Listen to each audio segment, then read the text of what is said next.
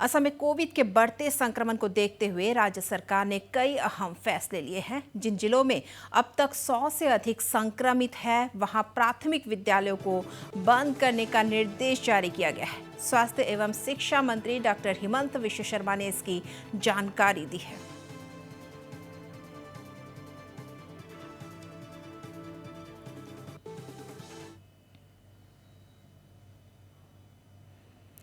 असम में दिन ब दिन बढ़ रहे हैं कोरोना संक्रमण के मामले। ऐसे में बड़े फैसले लिए गए हैं।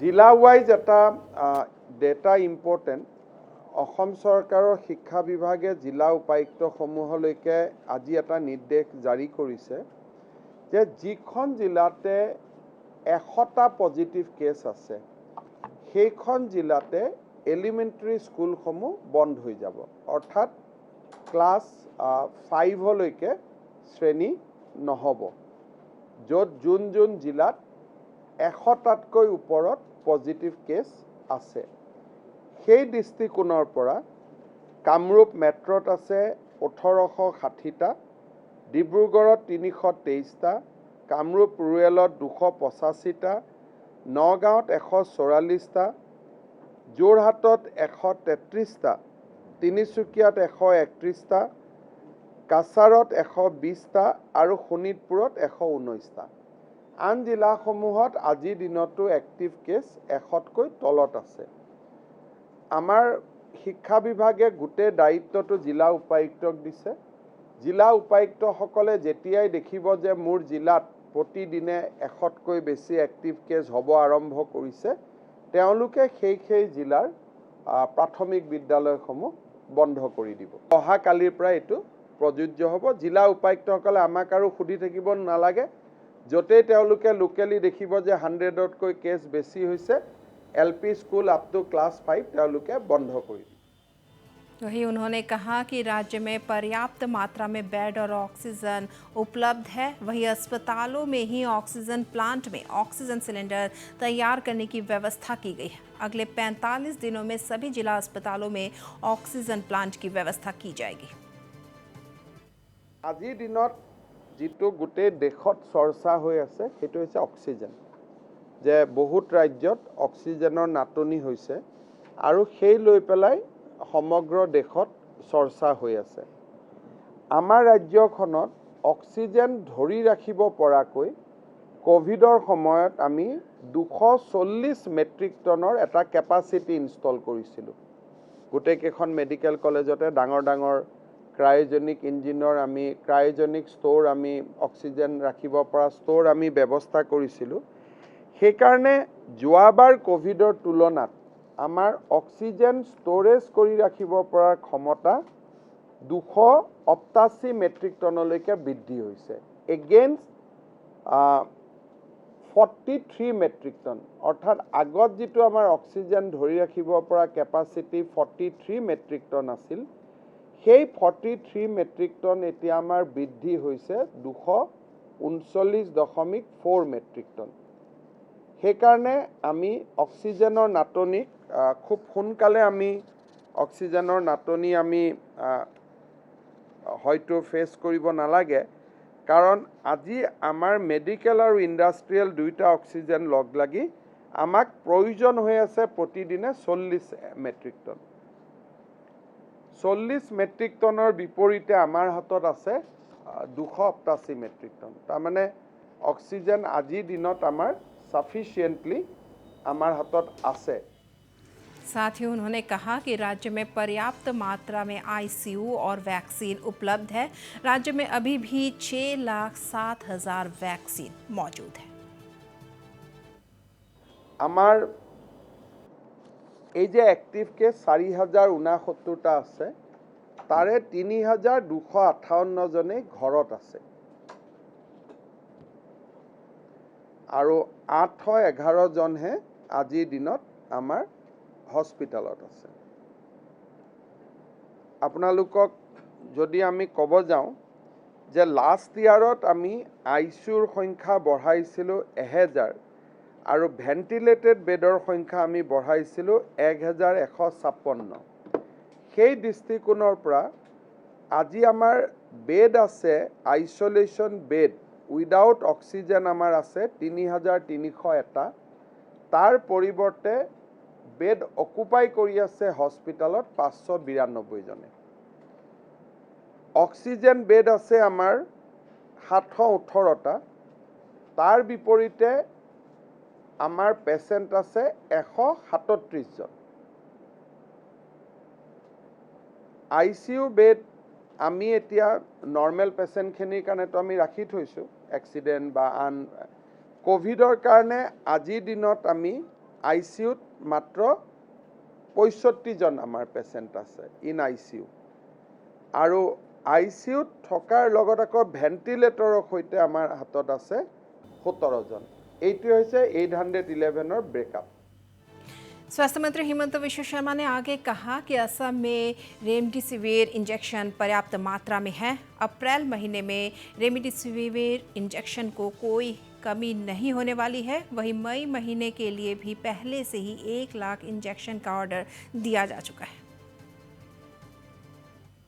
बर्तमान आमार हाथत 12,861टा वायल और डोजेस ऑफ इंजेक्शन आमार हाथत आछे रेमडेसिविर। সেইকাৰণে আমি অন্তত এপ্ৰিল মাহত ৰেমডেচিভিৰৰ কোনো নাটনি দেখা নাই।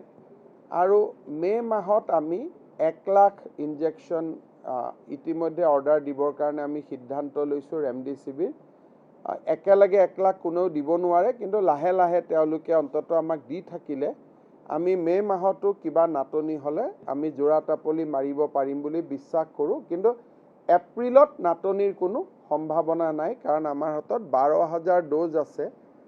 আজি আমি আৰু 5,000 পাম, 25 তাৰিখে আৰু 5,000 পাম। সো টোটেল এই মাহত আমাৰ প্ৰজেক্টেড এভেইলেবিলিটি আছে 22,000 dose. So that should be enough for this month। সেনেকৈ আমি প্ৰজেকশ্যন এটা লৈছোঁ। খালি এটা কথা মই ক'ব খুজিছোঁ যে ইনজেকশ্যন ৰেমডেচিভিৰ বজাৰত 4,000 টকা দাম এটা ইনজেকশ্যন। আমাৰ মেডিকেল কলেজত এতিয়া APL পেচেণ্টৰ কাৰণে ইনজেকশ্যনটো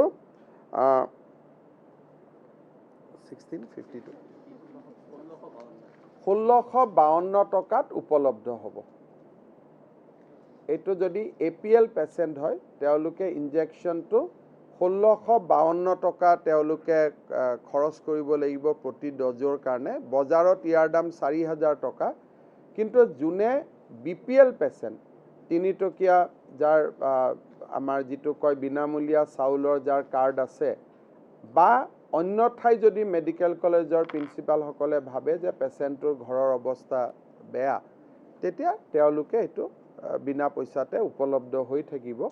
কিন্তু আদাৰৱাইজ চৰকাৰী কৰ্মচাৰী, ব্যৱসায়ী বা APL পেচেণ্টসকলৰ কাৰণে এটা concession price of 1652 it will be available. और वहीं बोर्ड परीक्षा को लेकर उन्होंने कहा कि इस पर फैसला नई सरकार लेगी।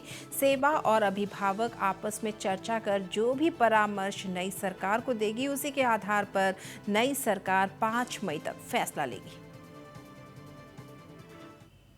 सेवाक আমি অনুৰোধ কৰিছোঁ যে অভিভাৱক আৰু শিক্ষকসকলৰ লগত অহা 10 দিনত কথা পাতিবৰ কাৰণে, আৰু নতুন চৰকাৰ আহিলে যাতে মেট্ৰিকৰ ওপৰত এটা সিদ্ধান্ত ল'ব পাৰে। কিন্তু মডেল কোড অফ কণ্ডাক্ট থকা অৱস্থাত আৰু এখন আহিবলগীয়া চৰকাৰৰ আহিবলগীয়া সময়ত আমি বহুত ডাঙৰ সিদ্ধান্ত লোৱা উচিত নহয়। আৰু তাৰ পৰিপ্ৰেক্ষিতত আমি সেৱাক কৈছোঁ যে আপোনালোকে শিক্ষক আৰু অভিভাৱকসকলৰ লগত কথা পাতক।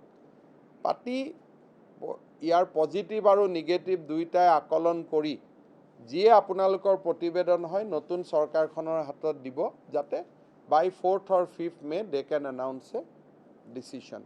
সেইকাৰণে আমাৰ এইকেইটা দিনত আমি এইটো, যিহেতু এইখন চৰকাৰৰ জেগাত নতুন চৰকাৰ নতুন ধৰণে আহিব, আমি মেট্ৰিকৰ ওপৰত আমি একো সিদ্ধান্ত ল'ব খোজা।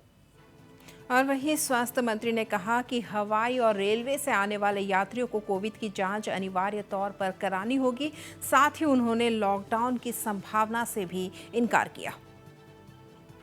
एयरपोर्टत आमी एतिया बाहिৰৰ পৰা कोविड নিউট্ৰেল চাৰ্টিফিকেট লৈ আহিলেও আমি মনা নাই। যদি তেওঁলোক বাহিৰৰ পৰা আহে তেতিয়াহ'লে ইয়াতে টেষ্ট কৰিব লাগিব। আৰু মোৰ এটা অনুৰোধ যে এই যিটো ভাইৰাছ আমি দেখা পাইছোঁ এটি UK ভেৰিয়েণ্ট, খুব সোনকালে ফাষ্ট স্প্ৰেড হয়। সেইকাৰণে অসমৰ বাহিৰৰ পৰা অহা যিকোনো মানুহৰ লগতে যেতিয়ালৈকে তেওঁলোকৰ RT-PCR নিগেটিভ নোলায়, ঘৰৰ মানুহে হওক বন্ধু বান্ধৱে হওক লগ নধৰিলে ভাল। আমাৰ যদি আপোনালোকৰ অফিচতো কোনোবা এজন দিল্লীৰ পৰা মানুহ আহে, ফটক কৰি তেওঁৰ লগত কথা বতৰা পাতিব নালাগে যেতিয়ালৈকে তেওঁ RT-PCR নিগেটিভ ৰিপৰ্ট নাহে, কাৰণ আমি 24 আৱাৰ্ছত দি দিওঁ। আমাৰ অসমতো এতিয়ালৈকে আমি যিমানবোৰ পাই আছিলোঁ ট্ৰেভেল হিষ্ট্ৰী বা তেওঁলোকৰ বন্ধু বান্ধৱকে পাই আছোঁ, কিন্তু পৰিৱেশটো চাই পেলাই আমি সাৱধান হোৱাৰ প্ৰয়োজনীয়তা আহি পৰিছে। লকডাউন বা কাৰ্টেলমেণ্ট এইবিলাকৰ আমাৰ কোনো পৰিকল্পনা নাই। वहीं उन्होंने कहा कि आधिकारिक तौर पर बिहू समाप्त हो चुका है। মোৰ মতেদি আমাৰতো অফিচিয়েল বিহু হৈ গ'ল, আমাৰ 3 দিনেই বিহু হয়, গতিকে বিহুটোতো আমাৰ হৈ গ'ল। বাকীটো এতিয়া বহাগী বিদায় অনুষ্ঠান যিমান দিনাখনলৈকে পাৰোঁ চলি থাকিব। কিন্তু কোভিডৰ ভয়াৱহতা লক্ষ্য ৰাখি মই ভাবোঁ যে গুৱাহাটী, ডিব্ৰুগড়, তিনিচুকীয়া, তেজপুৰ আদিত এই অনুষ্ঠান নাপাতা ভাল। নিয়ম মানি চলিলে সাৱধান হৈ থাকিব পাৰিব। এইটোতো জেদাজেদি নহয়, এইটোতো বেমাৰহে। আপুনি যদি ভাবে যে যিকোনো কাৰণে আপোনাৰ বেমাৰ নহয়, আপুনি ৰাতি 2টালৈকেও বিহু পাতক। তেতিয়া কিন্তু হ'লে চৰকাৰে আপুনি ক'ব লাগিব যে নহয় মই দায়িত্ব লৈছিলোঁ। আমি যোৱাবাৰ বিহু পাতিব পৰা নাছিলোঁ, এইবাৰ আমি সুন্দৰ কৰি বিহু পাতিলোঁ। কোনো মানুহে কষ্ট নোপোৱাকৈ বিহু হৈ গ'ল। সেইটো এক প্ৰকাৰ সফলতা বুলি ক'ব পাৰে যে বিহু যোৱাবাৰ পাতিব পৰা নাছিলোঁ, এইবাৰ সকলোৱে বিহু আমি পাতিলোঁ। বাকীও যিবিলাক গাঁৱত কোভিড নাই তেওঁলোকে ডেফিনেটলি বিহু পাতিব পাৰে, মই এনেই বাধা দি ৰাখিব খোজা নাই। কিন্তু য'ত কোভিড বহুত বেছি আছে তাত নিজেই সিদ্ধান্ত ল'ব লাগে। কিন্তু চৰকাৰৰ পৰা বিহু পাতিব নালাগে বুলি কোনো অৰ্ডাৰ ওলোৱা নাই। আমি কৈছোঁ যে 11টাত খালি বন্ধ কৰি দিওঁ।